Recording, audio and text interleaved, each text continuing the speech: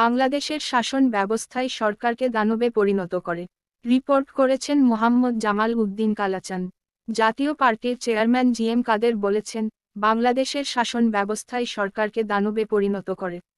বাংলাদেশের সংবিধানে সরকার প্রধানকে অপরিসীম ক্ষমতা দেয়।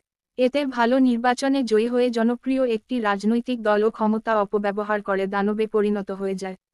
তিনি বলেন, আমরা মনে করি, ভালো নির্বাচনের আগে সংবিধানের প্রয়োজনীয় সংস্কার করতে হবে। তবেই ভালো নির্বাচনের পর ভালো সরকার পাওয়া যাবে।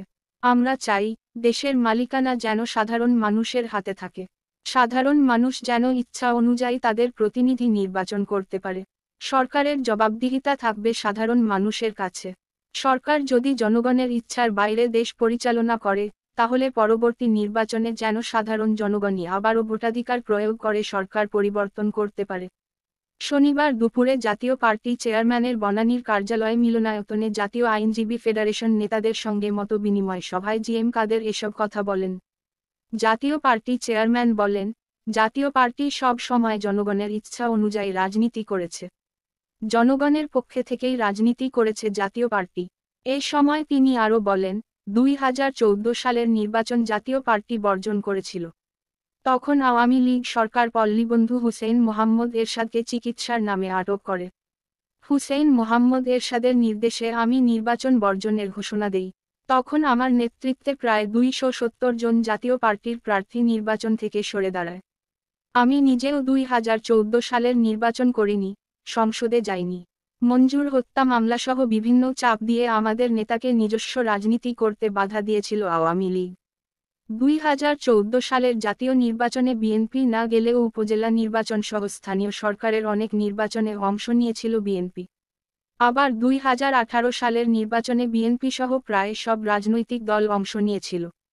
বিএনপির সংসদ সদস্যরা প্রায় 4 বছর সংসদে থেকে তাদের মতামত প্রকাশ করেছে।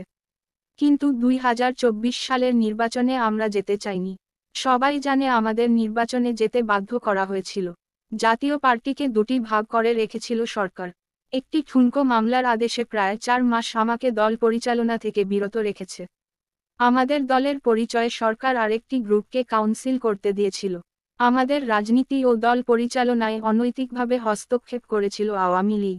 জাতীয় আইনজীবী ফেডারেশনের সাধারণ সম্পাদক অ্যাডভোকেট মো. ফরিদ উদ্দিন আহমদের সভাপতিত্বে মতবিনিময় সভায় উপস্থিত ছিলেন পার্টির মহাসচিব বীর মুক্তিযোদ্ধা মো. মুজিবুল হক চুন্নু, অ্যাডভোকেট বীর মুক্তিযোদ্ধা মমতাজ উদ্দিন, অ্যাডভোকেট ড.